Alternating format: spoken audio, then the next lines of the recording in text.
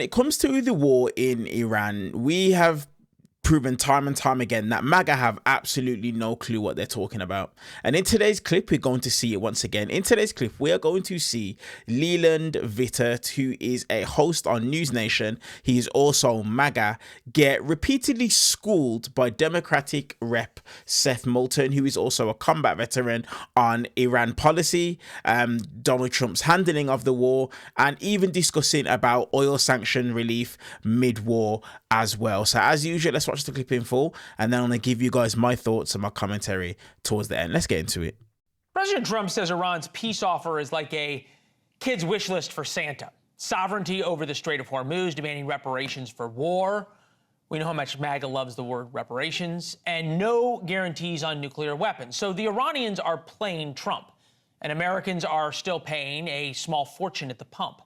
But you don't watch this show to rehash cable news talking points about whose problem it is or who caused the problem.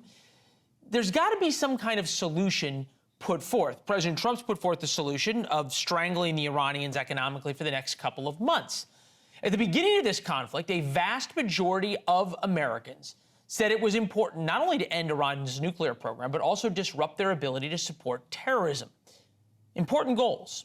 Democrats don't much like Trump's solutions, but have offered little of their own. Congressman Seth Moulton is with us now. If we look forward rather than back, Congressman, because America is at the place we are, and America is better when America is respected and feared abroad, what would you do to ensure that Iran stops supporting terrorism, gives up nuclear weapons, and lastly, reopens the Strait of Hormuz?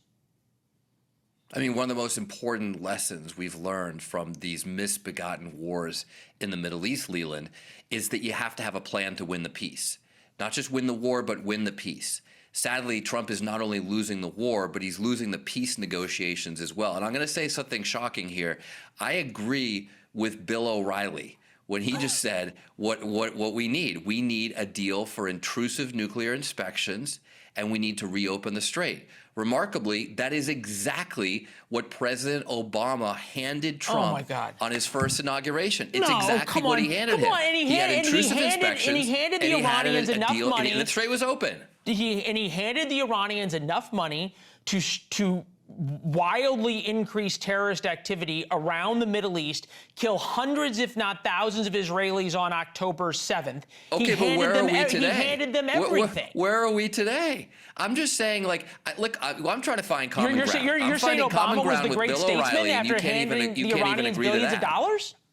Excuse me? You're saying we should be more like Obama, who gave the Iranians billions of dollars? Wait. Oh, so Trump, when he amazingly lifted oil sanctions on the Iranians in the middle of the war, like, hey, thanks for killing 14 Americans, we're going to lift oil sanctions on you.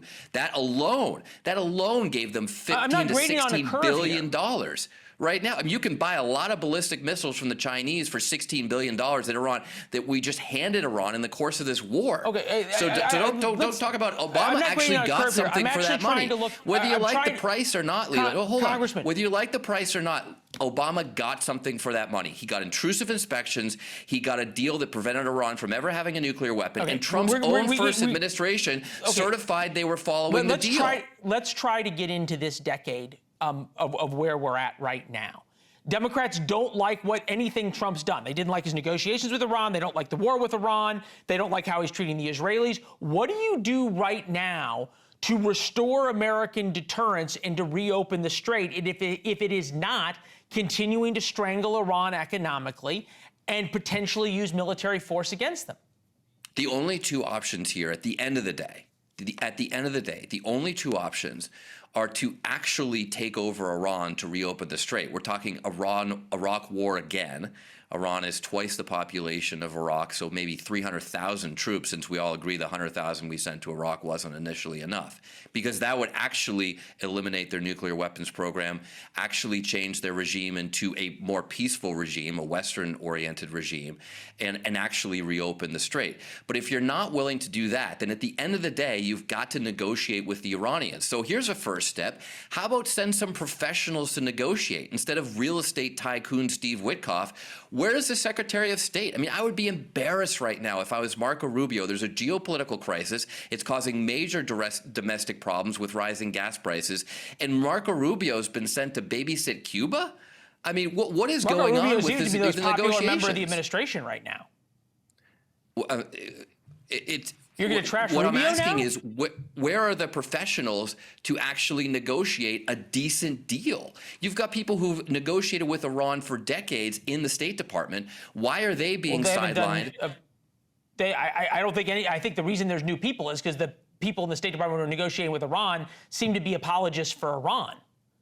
So, no, absolutely not apologists for Iran, because they actually got a deal that prevented them from having a nuclear weapon. And the bottom line is that the one I get big the Democrats now achievement. seem to want to go. They seem to say that Obama was this panacea to the Middle East. I was No, there. look, and look, I was there critical.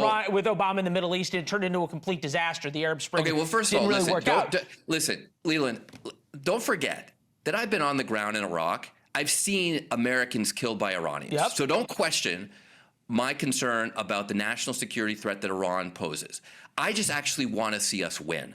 I want to actually see Iran be prevented from having a nuclear weapon. And what I would really like to see is actual regime change in Iran from within. And when you have a diplomatic deal that you then build on with more diplomatic deals to strengthen it, to make it better rather than tearing it up and starting a war, you actually empower the moderates in the country rather than the hardliners. Yeah, and everything Trump has done is empowered the hardliners. Okay, well, I think that's one method. I don't buy that it's going to work, but I understand the point. Well, it'd be a lot better than right now, because we've literally gotten nothing out of them. For all of Trump's bluster and bombs, he's gotten nothing out of the Iranians except they've closed the strait, which they've never closed before. They're phenomenally weakened. They're nearly broke. We have how are they? They're so weakened that they keep attacking they're 2 to 4 U.S. months. They're 2 to 4 months away from economic collapse. And well, first of all, that's the report Democrats love talking about. So, look, there's two ways to get to the point. You're arguing one way. From having been in the Middle East. Look, if you think Trump is actually going to hold out 4 months, I mean, you give him more credit than I do. Well, we'll see. That is the $1 trillion question. It is the $1 trillion question. All no, right. you're right. It is a $1 trillion question. We'll Congressman, see. Thank you. We will. We'll talk to you soon. Always good to see you, Leland. Yeah. So, listen, this is what I'm going to say to you guys. And I'm going to be real. I might lose some of you here, but I created this channel to give my perspective and my truth on things. And I'm just going to say it right here. Racism has this MAGA bunch, the right, so against Barack Obama that they can't just admit the goddamn truth. In comparison to what's taking place right now, the Obama deal worked. It worked. Trump's own first administration admitted it.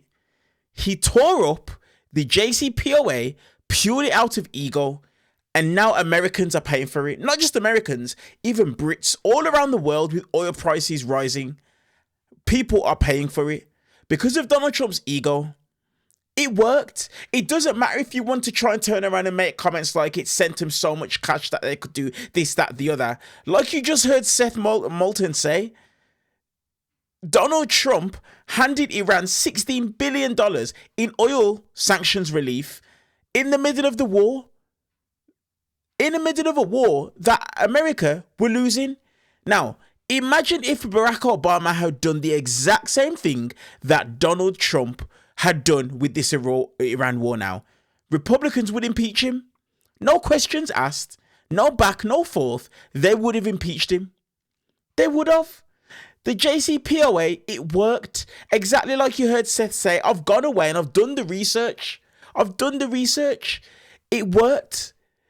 The deal that it is that they had, there was ongoing inspections, CCTV. You know, people could drop in at any point at the drop of a hat and they could literally take a look just to make sure that Iran was sticking to what they were meant to. It worked. But MAGA are so hell-bent to not give Barack Obama respect that they try and trash it at every point. Try and say, oh, he handed him so much cash. But they completely forget that Donald Trump's handling of the Iran war has handed Iran $16 billion in oil sanctions relief. That means they've been making money. Honestly, it's just ridiculous. Every single move that Donald Trump has made within this war has literally strengthened the hardliners in Tehran. Genuinely. And the craziest thing is this: the Ayatollah must be sitting there and thinking to himself, Donald Trump is the best recruiter I've ever had. Remember, going into this war, Iran, the people, were supposedly in an uprising, but because of the way in which that this administration has attacked Iran, people are now siding with the Ayatollah and the IRGC. Genuinely, that's exactly what's taking place. So it just frustrates me so much to hear these guys bang on so much about Barack Obama and the JCPOA. But the reality is, it worked. It worked. And the only reason why the world is in this mess right now is because Donald Trump tore up the one thing that worked. Instead, which Iran were open to do, he could have just renewed the JCPOA. But he didn't. He didn't. And as a result, take a look at where it is that the world, the United States in Iran is at right now. Let me know your guys' thoughts down in the comment section below. Do me a favor, hype up the video, please, as usual. I want to get in front of as many people as possible. Give the video a thumbs up, turn on the bell notification, all that usual good stuff. I appreciate you guys, and I'll see you guys in the next one.